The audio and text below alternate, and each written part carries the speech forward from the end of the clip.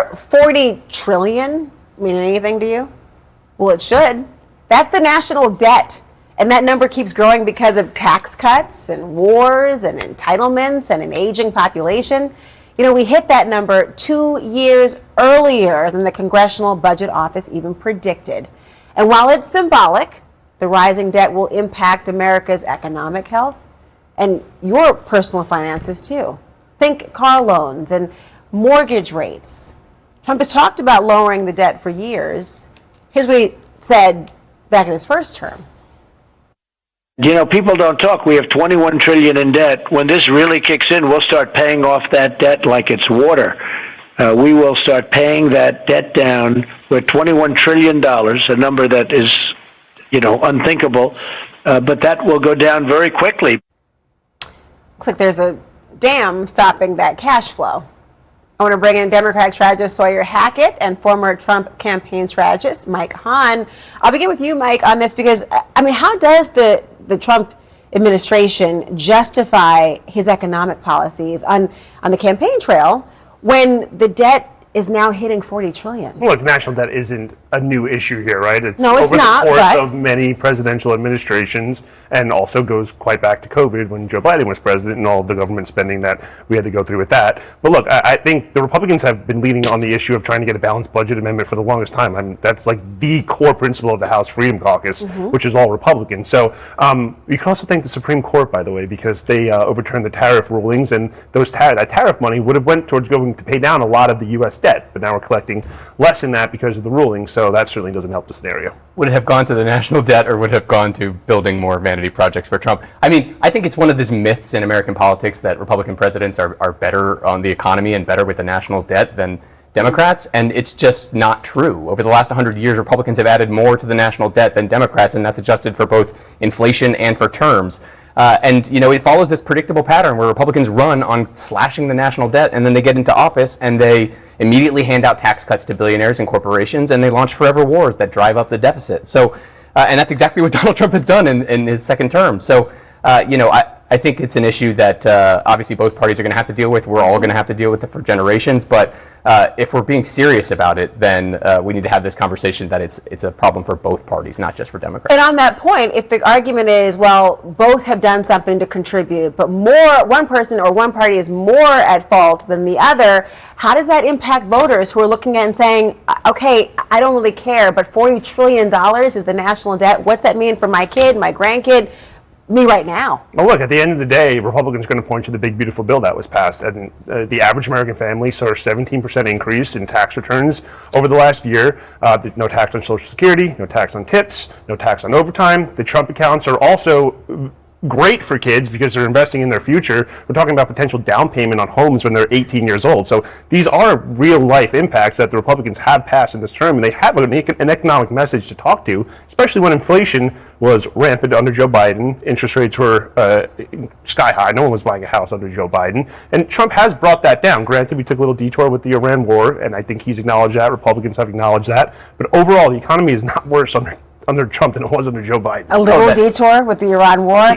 That's horrible messaging. The big beautiful bill added $4 trillion to the national debt, and all of those tax benefits to, you know, average middle class Americans have been completely wiped out by both, you know, tariffs and the Iran war. So it's hard to make that argument that he's been a steward of the economy. Well, I wonder if he's a steward for endorsements, because we have seen that a few Trump endorsed candidates, they did lose yesterday, including there was scandal-plagued Florida Congressman Corey Mills. Maybe that's a bit of an outlier, but you see an analysis found that Trump-endorsed candidates actually have lost at least 10 races for statewide office or Congress. 6 of those losses happened just this month. I mean, does Trump's endorsement still have the same weight? Are you viewing this every client of Frontline Strategies that comes in that is running a primary, the first thing we tell them is you go into the Office of Public Affairs and you ask for the president's endorsement. Really? It is the most powerful endorsement in Republican politics, and it will for, I mean, I think you said the number's 10. I mean, the other number's probably like 300 for the amount of people that he has endorsed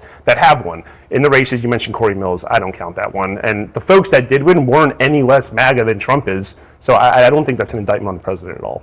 Do you tell them to campaign with him as well, or just get that little rubber stamp and go, Really? Do you think? I mean, given welcome that. Why do you welcome that? Because his policies are toxic and very unpopular. He's a president with a 33% approval rating. It's lower than George Bush's was after the Iraq War. I think in swing states, in swing districts across the country, Democrats would absolutely welcome Donald Trump stepping foot. Well, I actually asked Congressman Byron Donalds this very question, by the way, who's endorsed by Donald Trump, and he told me that he welcomes Trump on the campaign. So listen to this.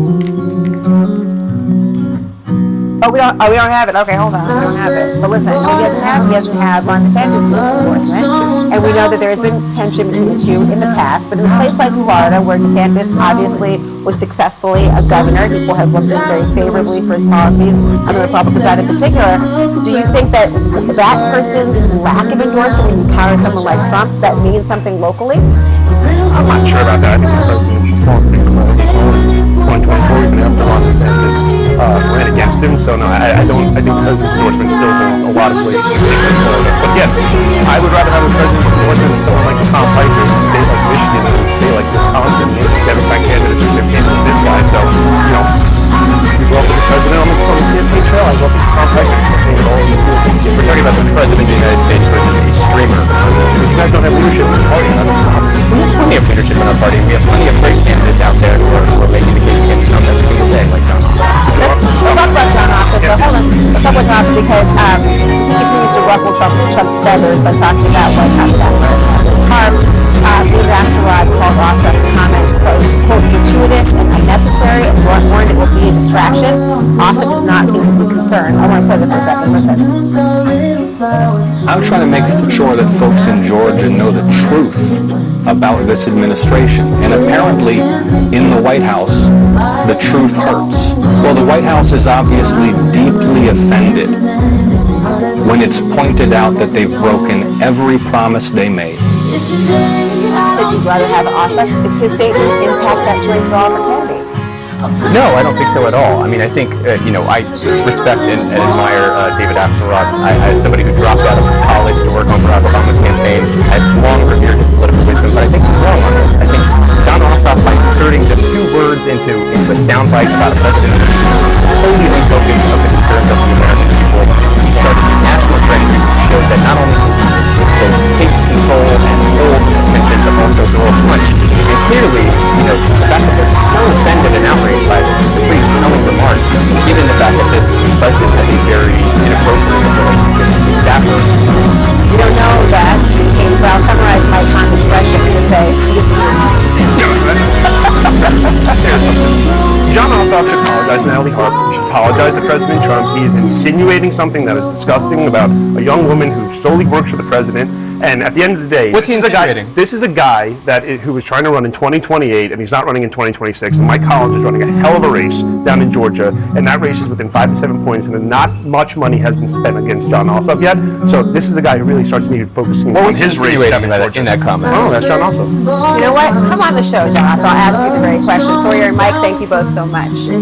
Still ahead, did the DOJ just suggest it's okay for the president to direct prosecutions of his enemies? A stunning claim made in their defense of the James Comey seashell indictment, plus a prayer vigil held for Nolan Wells on what would have been his 19th birthday.